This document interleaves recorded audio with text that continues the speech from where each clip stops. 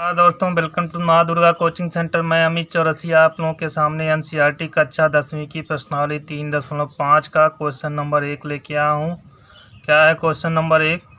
कह रहा है कि निम्न रैखिक समीकरण के युग्मों में किसका एक अद्वितीय हल है, किसका कोई हल नहीं है, या इसके अपरिमित रूप से अनेक हल हैं। अद्वितीय हल की स्थिति में उसे ब्रज गुणनखंड विधि से हल कीजिए। कहने का मतलब यह क्वेश्चन कह रहा है कि जो भी रैखिक समीकरण हमारे दिए गए हैं, सबसे पहले तो उसको पता करना है कि उसका हल है या नहीं है। अगर अद्वितीय हल है तो उसको x और y का मान ज्ञात करना है, ठीक है। अगर कोई हल नहीं है तो उसको ज्ञात नहीं करना है। तो सबसे पहले जो भी हमारा दिया गया समीकरण है उसको हमें चेक करना है कि उसका हल कौन सा है, अद्वितीय है कि कोई हल है नहीं है कि अपरिमित हल है। यदि जो है हल है, ध्यान दीजिए, यदि अद्वितीय हल है तो उसे किस विधि से हमें x और y का मान ज्ञात करना है? ब्रज गुणनखंड विधि से x और y का मान ज्ञात करना है। तो हमें लग रहा है क्वेश्चन आप लोगों को क्लियर हो गया होगा। क्या करना है कि जो भी रैखिक समीकरण हमारे दिए गए हैं, सबसे पहले हमें जो है उसको क्या करना है, चेक कर लेना है कि उसको हल किया जा सकता है या नहीं। अगर हल किया जा सकता है तो उसका जो x और y का मान है उसको जो है ब्रज गुणनखंड विधि से हमें हल करना है। दिया गया हमारा समीकरण क्या है? x minus 3y minus 3 equal to 0, और दूसरा समीकरण है हमारा 3x minus 9y minus 2 equal to 0। इसको जो है समीकरण नंबर 1 मान लें, इसको समीकरण नंबर 2 मान लें कि समीकरण 1 और 2 की, ध्यान दीजिए क्या कह रहा है कि सबसे पहले इसको चेक करना है। तो चेक करने के लिए हमें किसकी ज़रूरत पड़ेगी? A1 A2 B1 B2 और C1 C2 की। कि A1x plus B1y plus C1 बराबर 0 तथा A2x plus B2y plus C2 equal to 0 से तुलना करने पर, तो तुलना किया जा रहा है। देख रहे हैं A1 की जगह क्या है हमारा 1 है, A1 equal to 1, B1 equal to -3, C1 equal to -3, A2 equal to 3, B2 equal to -9 तथा C2 इक्वल टू -2। अब क्या किया जाए? सबसे पहले हम क्या करेंगे यहाँ, अब जो है कंडीशन है कि A1 बटे A2 B1 बटे B2 C1 बटे C2 ज्ञात करेंगे। तो यहाँ जो है हम A1 बटे A2 ज्ञात करेंगे। A1 का मान है हमारा 1 बटे 3। B1 बटे B2 ज्ञात करेंगे। B1 का मान -3 -9 अर्थात हो जाएगा यहाँ 3 एकम 3 3 त्रिका 9 1 बटे 3 तथा C1 बटे C2 का मान है -3 बटे -2 अर्थात 3 बटे 2।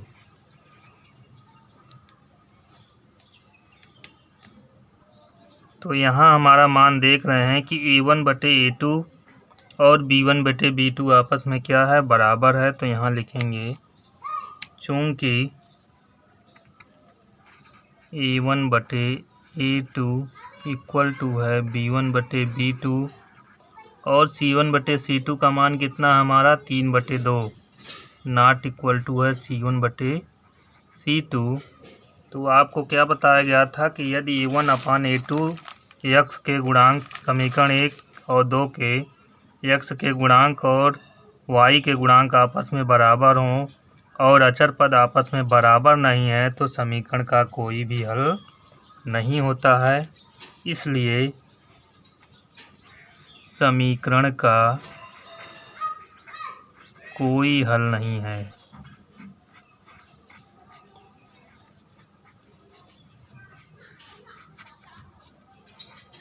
कहने का मतलब x और y आपस में बराबर हो जाएंगे तो कैंसिल हो जाएंगे, तो हमारा हल कहाँ से होगा? यही हमारा हो गया आंसर। क्यों? जब कोई हल नहीं है तो किसी भी विधि से हम इसको हल नहीं कर सकते। यह जो है हमारा हो गया आंसर।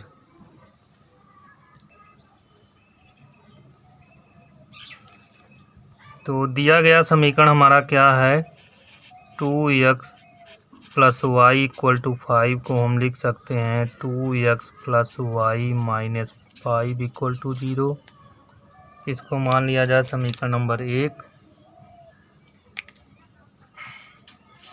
और दूसरा समीकरण हमारा दिया गया है 3x plus 2y equal to 8।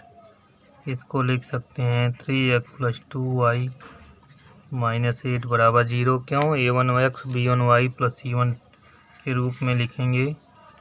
अब इसकी जो है हम तुलना कर लेंगे। समीकरण 1 और 2 की a1x b1y प्लस c1 बराबर 0 तथा a2x plus b2y plus c2 बराबर 0 से तुलना करने पर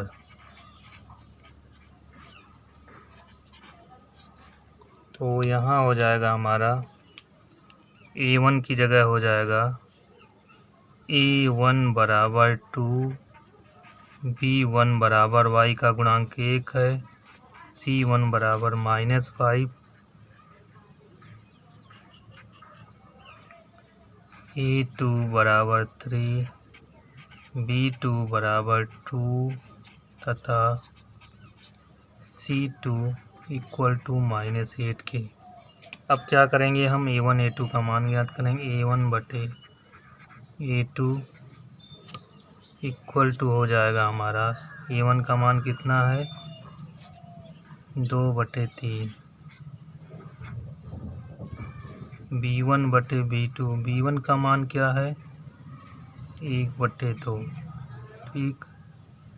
तथा c1 बटे c2, c1 का मान है -5 -8 अर्थात 5/8। तो यहाँ देख रहे हैं हमारा b1 b2 का मान आपस में बराबर नहीं है, चूँकि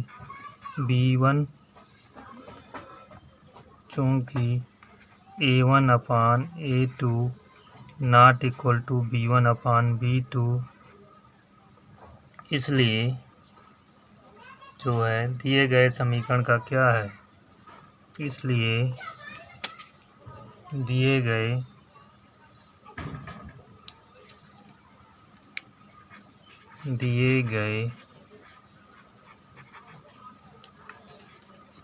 समीकरण का अद्वितीय हल है, अद्वितीय हल होगा। अब इसका अद्वितीय हल है तो इसको हमें ब्रजगुणनखंड विधि से ज्ञात करना है। तो समीकरण को हमने क्या देखा? दिए गए समीकरण का जो है अद्वितीय हल है, किस विधि से हल करना है? ब्रजगुणनखंड विधि से। ब्रजगुणनखंड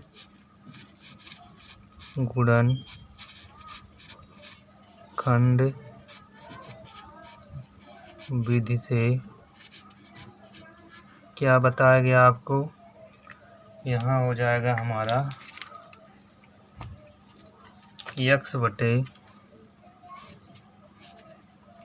b1 c2 minus b2 c1 बराबर y बटे c1 a2 minus c2 a1 बराबर 1 बटे a1 B2 minus A2 B1। तो हो जाएगा यहाँ x upon B1 C2। B1 का मान 1 है, C2 का मान है हमारा -8। C2 का मान हमारा -8 माइनस B2 का मान है 2 है और C1 का मान है -5। y अपान C1 का मान है हमारा -5 और A2 का मान है हमारा 3 माइनस हो गया हमारा C2 का मान है -8 गुणे A1 का मान है 2 इक्वल टू हो गया हमारा 1 अपान A1 का मान है हमारा 2, B2 का मान है हमारा 2 माइनस A2 का मान है हमारा 3 और B1 का मान है 1। अब इसी को हल करेंगे तो यहाँ हो गया या x इक्वल टू -8, ये माइनस माइनस क्या हो जाएगा हमारा प्लस हो जाएगा। तो यहाँ हो जाएगा हमारा 5 दूनी 10 बराबर y इक्वल टू -15, यह माइनस माइनस प्लस हो जाएगा अर्थात हो जाएगा 16 1 अपान 2 दूनी 4 -3, यह हो जाएगा x upon 2 equal to y upon 1 equal to 1 upon 1। तो पहले को दूसरे के या दूसरे को तीसरे के बाद बराबर करेंगे तो यहाँ हो जाएगा हमारा x अपान 2 पहले को तीसरे के साथ 1 अपान 1, 2 का 2 में गुणा हुआ या x बराबर हो जाएगा हमारा 2 तथा y upon 1 equal to 1 upon 1 या y बराबर हो गया हमारा 1 के। तो क्या किया गया, सबसे पहले हम क्या करते हैं एक बार और देख लेते हैं क्वेश्चन कि जो भी समीकरण हमारा दिया गया है उसको A1x plus B1y plus C1 equal to 0 तथा A2x plus B2y plus C2 equal to 0 के रूप में लिखते हैं और उसके बाद हम यह चेक करते हैं कि समीकरण का अद्वितीय हल है या जो है अपरिमित हल है या कोई हल नहीं है। अगर अद्वितीय हल है तो उसको हम जो है ब्रजगुणनखंड विधि से हल करते हैं। तो ब्रजगुणनखंड विधि से हल करने के लिए क्या करना होता है, सूत्र है हमारा x upon B1 C2 minus B2 C1 y upon C1 A2 minus C2 A1 equal to 1 upon A1 B2 minus A2 B1 में जो है हमने तुलना किया था पहले ही स्टार्टिंग में, सबका हम चिन्ह सहित मान रखते हैं। उसके बाद इसको हम हल करते हैं। हल करने के बाद जब हमारा हल हो जाता है तो पहले पद को तीसरे मतलब अचर, तीसरा हमारा हमेशा क्या मिलेगा, अचर पद मिलेगा। तो पहले पद को तीसरे के साथ और दूसरे को तीसरे के साथ जो है हम हल कर सकते हैं।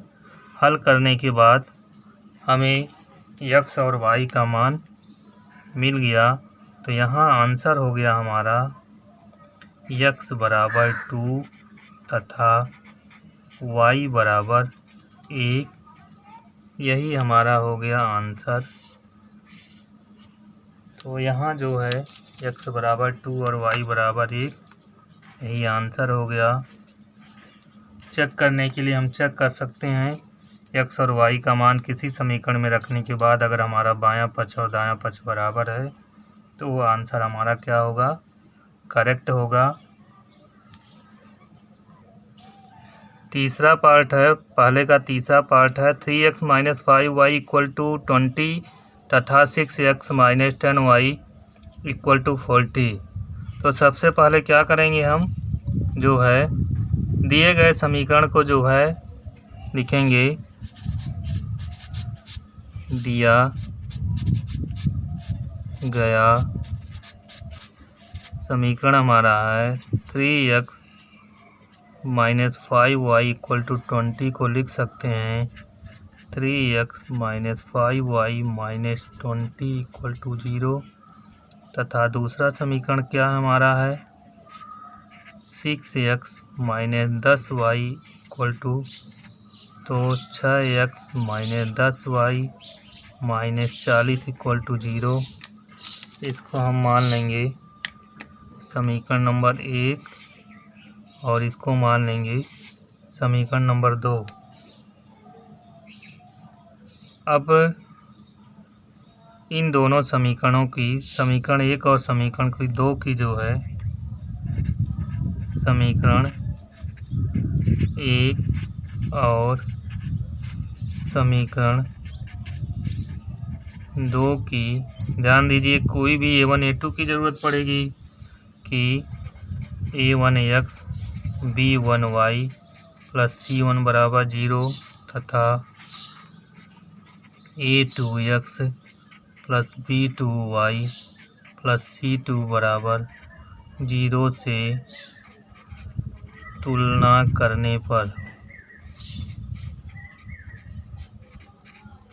यहाँ हो जाएगा हमारा, देख रहे हैं, a1 का मान हो जाएगा a1 इक्वल टू 6 हो गया, a2 इक्वल टू हो गया हमारा 6, b1 equal to -10, b2 equal to -10 तथा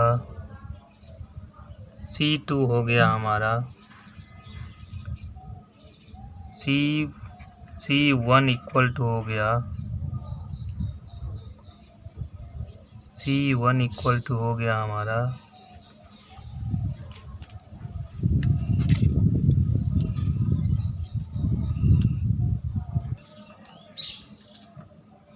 क्वेश्चन में थोड़ा सा मिस्टेक हो गया था। देखिए यहाँ जो है a1 a2 b1 b2 और c1 c2 से जब हम तुलना करेंगे तो समीकरण नंबर 1 को जो है 2 को हमने 1 डाल दिया था, तो यहाँ हो जाएगा हमारा a1 इक्वल टू हो जाएगा 3, a2 equal to 6, b1 equal to -5, b2 equal to -10, c1 equal to -20 तथा c2 इक्वल टू -40। अब क्या करेंगे हम, a1 बटे a2 ज्ञात करेंगे। a1 अपान a2, a1 का मान है 3 बटे 6 अर्थात हो गया 1 बटे 2 हमारा हो गया यहाँ। 3 एकम 3, 3 दूना 6। अब यहाँ जो है क्या ज्ञात करेंगे हम, b1 अपान b2, b1 का मान -5 -10 है, माइनस माइनस प्लस हो गया, 1 बटे 2 हो गया यहाँ, 5 एकम 5, 5 दूनी 10 तथा c1 बटे c2 इक्वल टू हो गया -20 अपान -40। तो इसका भी मान हमारा कितना हो गया, 20 एकम 20 दूनी 40, माइनस माइनस प्लस, तो 1 बटे 2। तो यहाँ क्या हो गया हमारा, चूँकि a1 अपान a2 बराबर b1 upon b2 equal to c1 upon c2 है, इसलिए अतः चूँकि a1 बटे a2 b1 बटे b2 और c1 c2 बराबर हैं, अतः दिए गए समीकरण युग्म के अपरिमित रूप से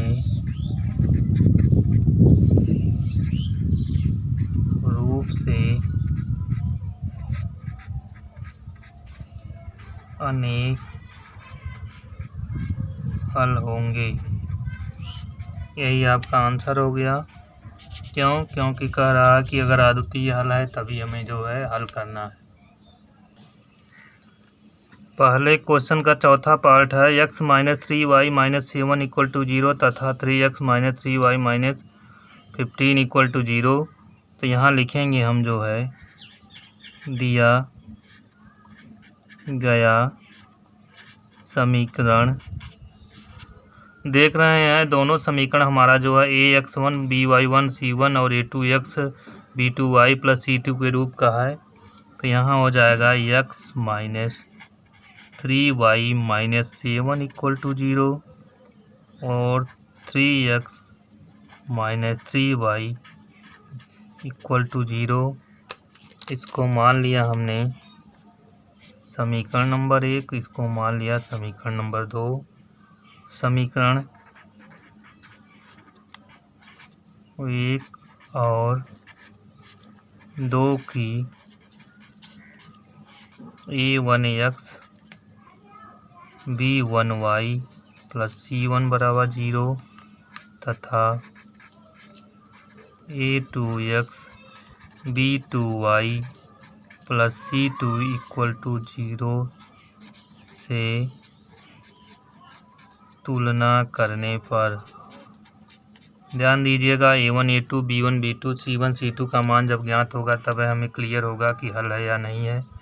तो यहाँ हो जाएगा, देख रहे हैं a1 इक्वल टू समीकरण 1 में x का गुणांक क्या है, 1 है, b1 equal to -3, c1 equal to -7, a2 equal to 3, b2 equal to -3 और हो जाएगा यहाँ हमारा तथा c2 इक्वल टू -15। अब हम क्या ज्ञात करेंगे, a1 अपान a2 ज्ञात करेंगे। a1 का मान 1 और हो जाएगा b1 अपान b2 ज्ञात करेंगे -3 एक कैंसिल हो जाएगा हमारा, हो जाएगा तो यहाँ हो जाएगा 1 अपान 1 अर्थात 1 के तथा c1 upon c2 equal to हो जाएगा, c1 का मान है हमारा -7 -15 अर्थात 7/15। तो देख रहे हैं जो मान हमें मिला, चूँकि a1 upon a2 not equal to b1 upon b2, तो यहाँ हमने देख रहे हैं कि a1 और a2 हमारे क्या है, आपस में बराबर नहीं है। इसलिए दिए गए समीकरण के समीकरण युग्म के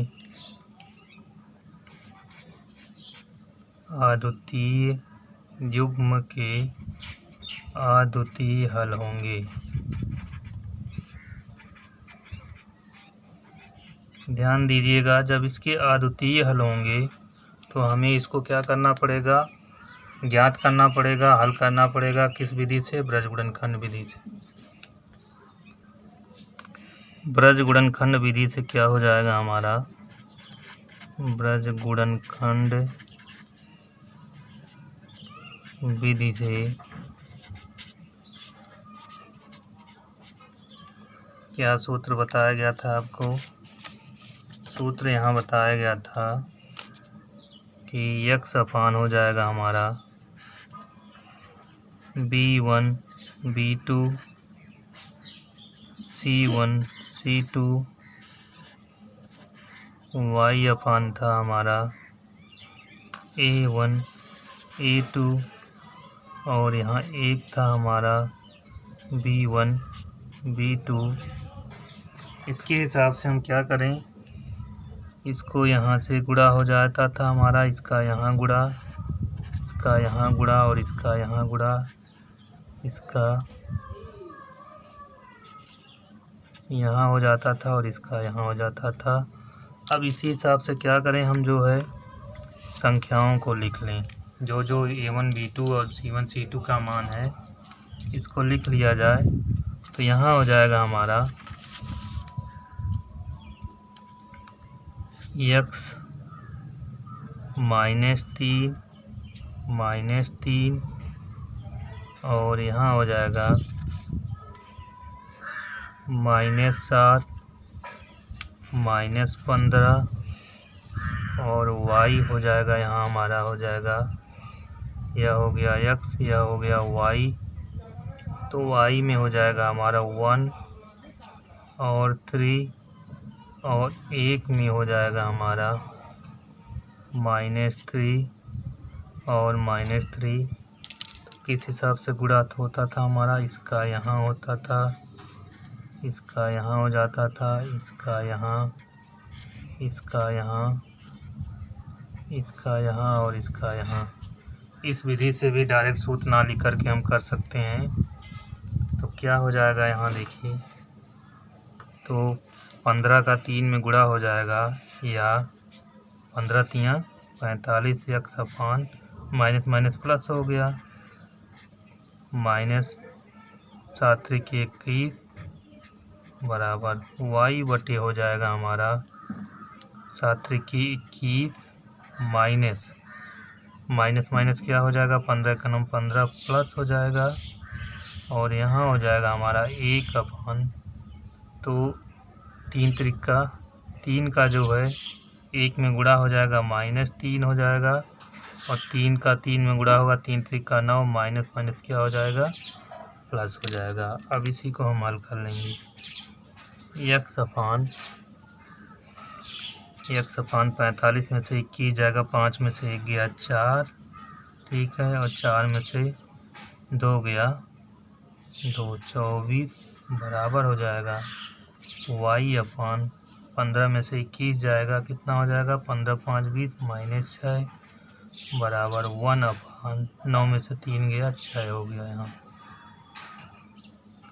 तो यहाँ हो गया हमारा 1/6।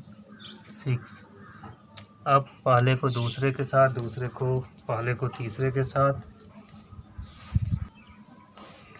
तो यह हो गया हमारा, पहले को तीसरे के साथ करेंगे, x अपान 24 इक्वल टू 1/6, या 6 का हो जाएगा 6x बराबर 24, तो x बराबर 24 बटे 6, 6 एक नम 6, 6 चौके 24, तो x या x बराबर मिल गया 4, तथा y अपान -6 बराबर 1/6, तो हो गया 6y बराबर -6, या -6 अपान 6, यह आपका कैंसिल हो गया, तो y बराबर -1 मिल गया। आंसर में आपका हो गया x इक्वल टू 4 तथा y इक्वल टू -1, यही हमारा हो गया आंसर।